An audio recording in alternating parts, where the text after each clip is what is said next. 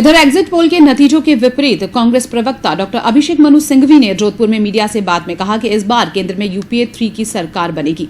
उन्होंने दावा किया कि 6 चरण के चुनाव में ही हमारी सरकार बनने लायक सीटें हम जीत रहे हैं। सिंघवी ने कहा कि 70 साल में आचार संहिता का सर्वाधिक उल्लंघन इस बार हुआ है। कांग्रेस ने चुनाव आयोग में 70 शिकायतें की। इनके कारण ही कई नेताओं पर प्रतिबंध लगा, लेकिन पीएम मोदी और अमित शाह का नाम आने पर चुनाव आयोग का सांप सूंघ गया। एक चुनाव आयोग के कमिश्नर ने उसमें असहमति प्रकट की।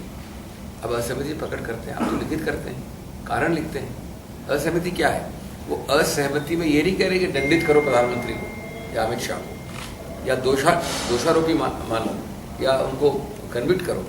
वो ये कह रहे हैं कि इसमें इस प्रार्थना में नोटिस जारी करना लाजमी होगा, और आप अगर नोटिस भी नहीं कर रहे हैं तो मेरे कारण नोट कर लीजिए कि लाजमी है। नंबर 9, ये आपको विचित्र नहीं लगता कि किस व्यक्ति के कारण तक नहीं बताते हैं आप?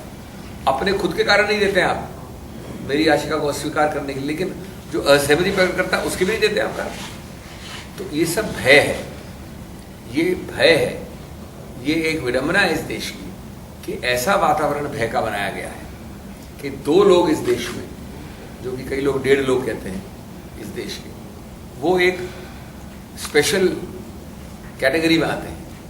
वो कहावत जो है अंग्रेजी में कि be you ever so high the law is above you, चुनाव आयोग इज अबव यू।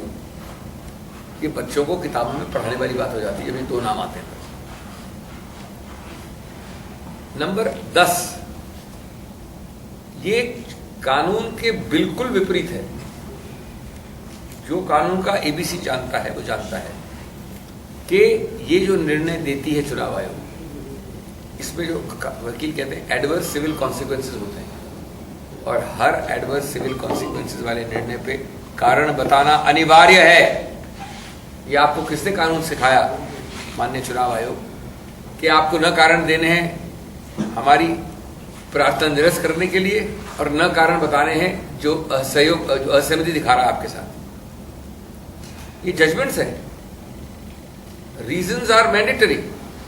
तो मैं बिल्कुल आपके प्रश्न का स्पष्ट उत्तर देता हूं कि इसमें जैसा कहते हैं अंग्रेजी में, he who takes the benefit must take the burden. आप ये नहीं कह सकते कि मैं बेनिफिट लूंगा बर्डन नहीं लूंगा, जैम और मक्खन खा लूंगा, टोस्ट को अलग कर दूंगा। तो वो तो निश्चित रूप से होगा, तो उसमें हमको तो कोई आपत्ति नहीं है, आपको आपत्ति है।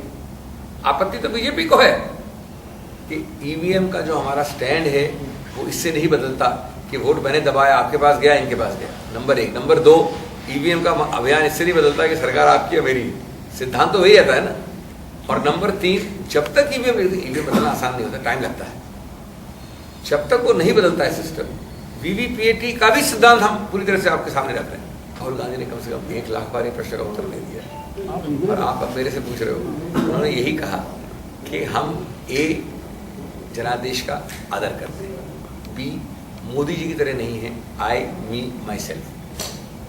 हमारा सिस्टम है, आंकड़े 3 दिन में मिलेंगे आपको, और वो आंकड़े अपने आप निर्णित कर लेंगे कौन प्रधानमंत्री बनेगा। निश्चित रूप से तो मैं बिल्कुल कह रहा हूँ, जहां तक मैं कांग्रेसमैन हूँ, ये कांग्रेसमैन है या ये कांग्रेस पार्टी है, उसका प्रत्याशी तो एक ही है, तो संदेह नहीं है। लेकिन मैं ये भी आपको झूठ नहीं बोल सकता, और जैसे मोदी जी बरगलाते हैं, बरगला नहीं सकता कि सिर्फ कांग्रेस अकेली सरकार बना देगी। हमने तो कभी नहीं कहा ऐसा। और इसलिए वो आई मी माई सेल्फ सिंड्रोम से हटकर हम सहमति की सरकार जब बनाएंगे तो सहमति का आंकड़ा लेंगे, सहमति का लीडर भी लेंगे।